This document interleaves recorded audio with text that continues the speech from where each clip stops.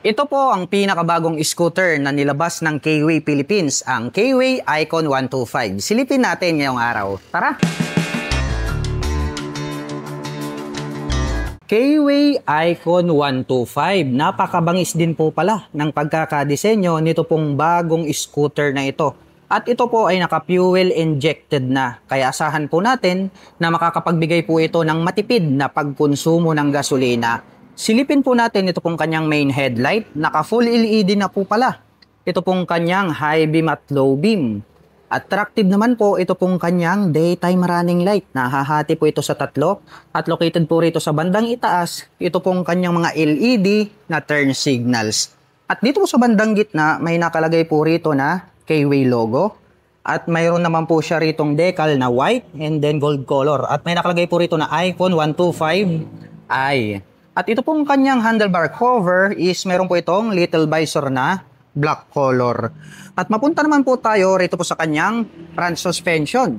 Ito po pala ay gumagamit ng telescopic fork na black color, equipped with single rotor disc brake na flower design, with single pot caliper na black color. Attractive din po ito pong kanyang cast wheel. White type po ito at ito po ay gold color. At ang sukat po ng kanyang gulong rito po sa harapan ay mayroong sukat na 80 by 90-14. At ito po ay naka-tubeless na. Habang ito naman pong kanyang side profile, matutulis din po ito pong kanyang mga edges. Para po siyang Aerox B1, no? Kapag ito po ay nakatagilid. Meron naman po tayong makikita rito na white and then gold color na decal. At sa ibaba naman po may nakalagay po rito na K-Way in white color 125 tapos combination ng white na lining tapos gold color. Mapunta naman po tayo dito po sa kanyang meter panel display.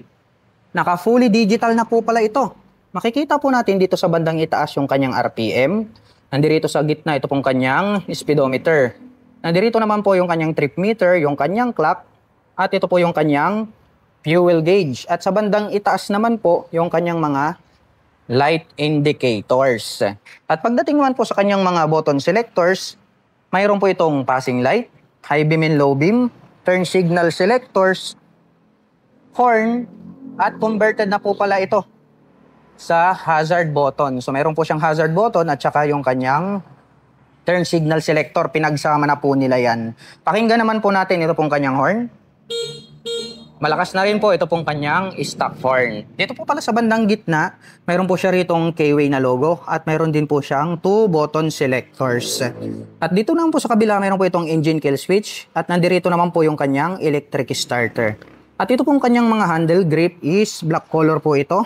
Itim din po ang kulay nito pong kanyang mga brake levers. At mayroon na din po pala itong park brake lock. Dahon type naman po na black color, ito pong kanyang mga side mirrors. Mapunta naman po tayo rito po sa kanyang ignition. Ito po pala ay naka-smart keyless system na. Itong kagandahan dito sa 125 na to. Dahil nga po naka-smart keyless system na po siya. Kaya effortless na po kapag kayo po ay mag-start ng inyong mga scooter. Dahil in just one click or tap lang po ay pwede na nating patayin at pwede na po nating i-on automatically ito pong ating scooter. Included na rin po pala rito ito pong kanyang set button. At dito naman po sa kabila, nandito naman po itong kanyang left side pocket. Malalim din po ito. Pwede pong maglagay rito ng mobile phones and then kasya din po rito ang bottled off mineral water. Bukod dyan, dito po sa bandang itaas, meron na po itong USB Type A tapos Type C port.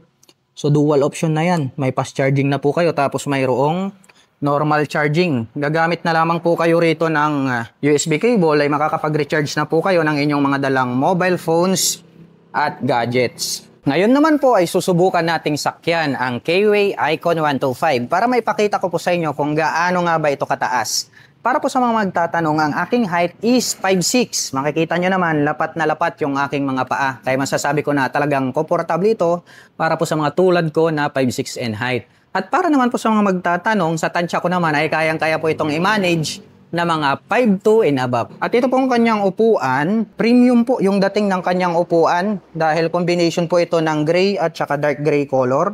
Malambot din po, kaya komportabling sakyan at yung pagkakatahi, kitang-kita natin na matibay. At ang pinaka-interesting dito po sa bagong K-Way Icon 125 ay ito pong kanyang integrated na grab bar dahil meron na po itong base plate Pre-installed na po ito, kaya hindi mo na kailangang mag-aftermarket. Maglalagay ka na po agad ng top box kapag nilabas nyo. Ito pong pinakabagong KW Icon 125. Buksan naman po natin, ito pong kanyang upuan. Maluwag din po pala. Ito pong kanyang underseat compartment. Marami na rin po kayo ritong mailalagay na mga personal na gamit. Pero hindi po kakasya rito yung half-face helmet. At dito na rin po pala located, ito pong kanyang fuel tank. At ito po ay mayroong fuel tank capacity na 4.5 liters. At mayroon naman po itong fuel consumption na 45 km per liter. Dito po pala sa baba ng kanyang upuan, nagkaroon ng 3 butas rito. At nagkaroon pa siya ng windlet dito sa bandang gilid. At dito naman po sa kanyang side profile, may makikita po tayo na decal na Icon 125i, tas combination ng gold at saka white. At ito pong kanyang pillion step para sa ating back rider, black color po ito na die-cast. Ito pong kanyang side stand at center stand ay tubular po ito na black color, metal po yan. At ito pong kanyang CVT cover is black color po siya at may naka-intact naman po dyan na K-way and white color. At ang kagandahan po nito ay mayroon pa po siyang kick starter. Bukod po dyan, mayroon din po siyang electric starter. Kaya dual option po siya. So malaking advantage yan dahil kapag palitin na po yung inyong battery at wala pa kayong budget ay pwede nyo pa rin gamitin. Ito pong scooter na ito, true kick starter. At ito po palang kanyang airbox cover ay combination po ito ng black at saka gray. May nakalagay naman po rito na K-way. Para po sa mga gustong maglabas ng motor, ang mga kailangan po nating requirements ay 2 valid ID, barangay clearance, proof of income, and proof of billing. Kaya ano pang hinihintay nyo? Tara na sa Consuerte Motors Villasis. At ito po pala ay gumagamit ng single shock absorber para po rito sa kanyang rear suspension. Black color naman po ito pong kanyang coil spring. At ang kanyang rear braking system ay naka-drum brake po ito. Gold color po ang kanyang cast wheel. At ang sukat po ng kanyang gulong rito po sa likuran ay mayroong sukat na 90 by 90-14. Naka-tubeless na po ito magmula po rito sa likod hanggang doon sa may harapan. Silipin naman po natin, ito pong kanyang taillight. Pahaba po ang pagkakadesenyo nito pong kanyang taillight. May daytime running light siya rito sa dulo. Tapos dito po sa magkabila, ito po yung kanyang brake light. At naka full LED na rin po. Ito pong kanyang mga naka-pop up na turn signals.